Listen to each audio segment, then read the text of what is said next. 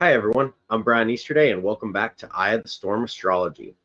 So in today's episode, I want to talk about something very important. And that's the concept of karma. But before I get into it, remember to go ahead and like, subscribe, hit the notification bell. That way you can be sure to catch all of the videos whenever I release them because I have lots of different content coming out and I want to make sure that you don't miss anything that could be valuable to you. So karma, this is quite an interesting subject to get into. I'll make this video a kind of a shorter one. I want to get just a basic foundational understanding of it, and later on I'll go through some different ancient texts and things and do breakdowns and get more into the subject of karma. But I want to get a basic understanding of it and address some of the misconceptions that we see with it. So first off, especially in the West or with people who have had a monotheistic or some type of Abrahamic worldview or philosophy or influence, whenever they start looking at the subject of karma, they will always use karma in a punishment type of way. Like they'll say, "Oh, I hope that person, I hope karma gets them," or "Karma's a bitch," or all these different little phrases, and that's really a total misunderstanding of what karma is. Karma is not a form of punishment. Karma is not Jehovah, so we have to get that idea of just punishment out of our heads. In Vedic philosophy, the goal is education. It's learning and expanding and growing. And that means even if we do something like very terrible, being able to have experiences and lessons which can show us and teach our soul, like, not only why that was so terrible, but what was the lesson involved in overcoming that thing that we did or that we experienced or whatever it may be. But it's all about the lesson. So first off, let's look at the etymology of the word, right? Because if we want to understand what we're talking about and we're using certain terminology, the etymology is always the best place to start because that's going to give you the real essence of the word. So karma is derived from karman, which means like a work or a deed.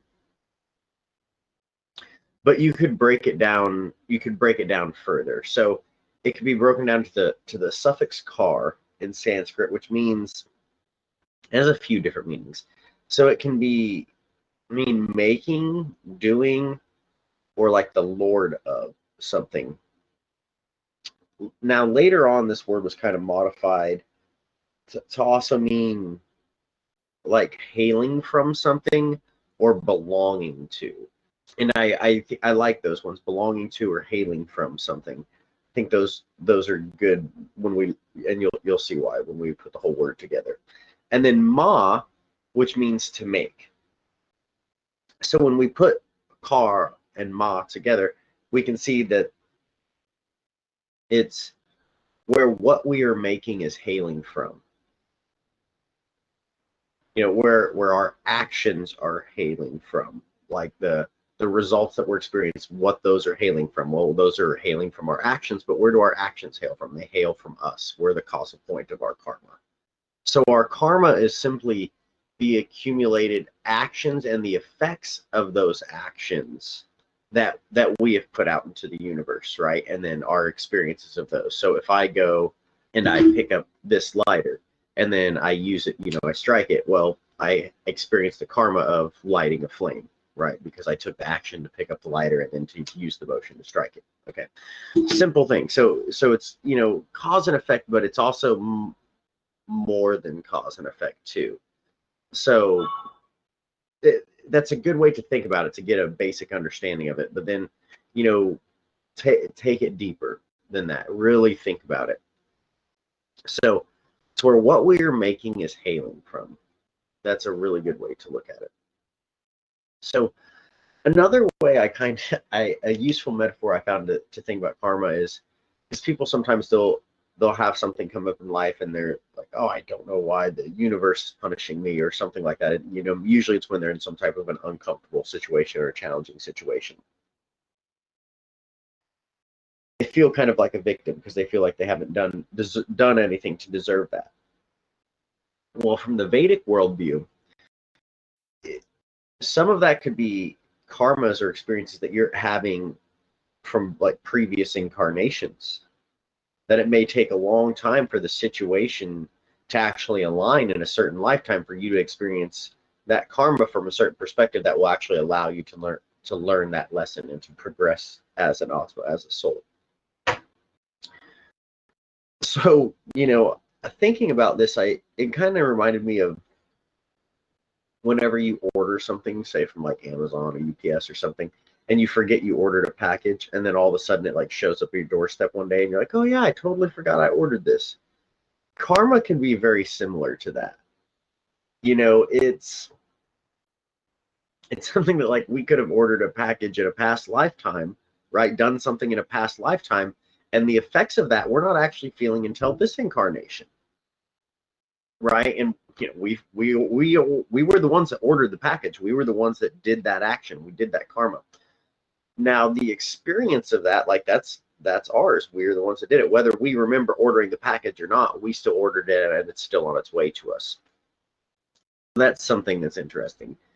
Now this is where astrology becomes very useful, because as you can see what karmas are in a chart and like when those are going to be activated, what packages are coming to you, so you can then be prepared, right? Awareness creates choice. So, but many times, like I said, like karma is like a package that people forgot that they ordered many times, so many times, people, for example, like you could think of an astrologer then is like you go and seek an astrologer out. It's like calling that person like with the tracking number and saying, like, hey, where's this package, or what packages do I have coming? And then they can check and see what packages are coming your way. That's the astrologer. So then you can be aware of what karmas, what packages are on their way to you, so you can be better prepared for them. Another useful metaphor for understanding karma that I like to use is, imagine, and I've used this example before, but imagine you were, say, wanting to go to, you're wanting to drive somewhere, say you're wanting to go to like a movie theater, right? Or something like that, right? Or a restaurant or whatever it may be. So you get in your car, you start your car, and you start like backing out of your drive and driving off. So each one of those little steps was an action you were taking, and then you were getting a result. When you went out, you opened the door to your car, which allowed you to get into your car. You got into your car, you closed the door, you put the key in the ignition. By turning that, it allowed you to start the car, which then allowed you to drive away. So each of these actions, they build momentum off of each other. So then, say as you're driving to that restaurant or that movie theater or whatever it may be, you want to get there a little bit faster. So you push the gas pedal down more to increase your speed. Okay, well, now you wanted to do this thing, so the result is that the car starts building, it's going faster now. It has more momentum. So you can see that each of these actions build off of each other, and they build momentum. Okay, this is how karma works. It builds momentum. So say you get to driving so quickly, and maybe you stop paying attention. You just kind of space off your daydreaming, and then all of a sudden that movie theater or that restaurant that you're wanting to go to comes like flying up. But you're going so fast that all of a sudden you can't turn immediately into it, right? You might have to slow down, turn around, go back to it, or whatever it may be, because if you just immediately stop and try to change course, you're likely to wreck. Well, karma can be like that. We always have free will. Obviously, it was our free will to this decision to be getting in our car and driving to this place, and then to go faster. Free will was there, but free will is also constrained in the sense that we have to deal with the consequences of our choices. That this is karma, okay? So if we've built up lots of a momentum towards a certain thing, and then all of a sudden we stop becoming aware, well, what's going to happen? We're going to miss our turn. Or if we try to take that turn, we're going to wreck because we weren't paying attention. This is why awareness is so useful, because how fast you're going, and when you need to get there and when your destination is coming and when you need to slow down and all this, so you can actually get to the place you're going to safely and correctly and without having to make any mistakes. So if we've taken lots of different actions, like we've built up a lot of momentum in one area of our life, we're going to have to really, to change that, you're either going to have to, like, metaphorically slam on the brakes, which is always a screeching and can be a very dangerous thing, or you're going to have to work on slowing down the momentum in that area of life in order to make that turn, in order to, like, change directions, or however you want to look at it. So when you understand this, that karma is like the momentum of our actions being built up, you can see that, like, okay, so if I'm wanting to create good habits in my life, if I'm doing this little thing and this little thing and this little thing, and I'm doing it consistently every day, the momentum of those good habits builds up. Likewise, in the reverse, if we're doing unhealthy behaviors every day, over and over and over again, well, the momentum of those unhealthy behaviors are going to build up, right? If we're eating, if you're taking in sugar and just really shitty foods, all the time, over and over and over again, what's likely to happen? You're going to be unhealthy. You're probably going to get, like, obesity or heart issues, or, some other health issue, diabetes, something like that. That is the karma of those actions. It's the momentum that we have built up.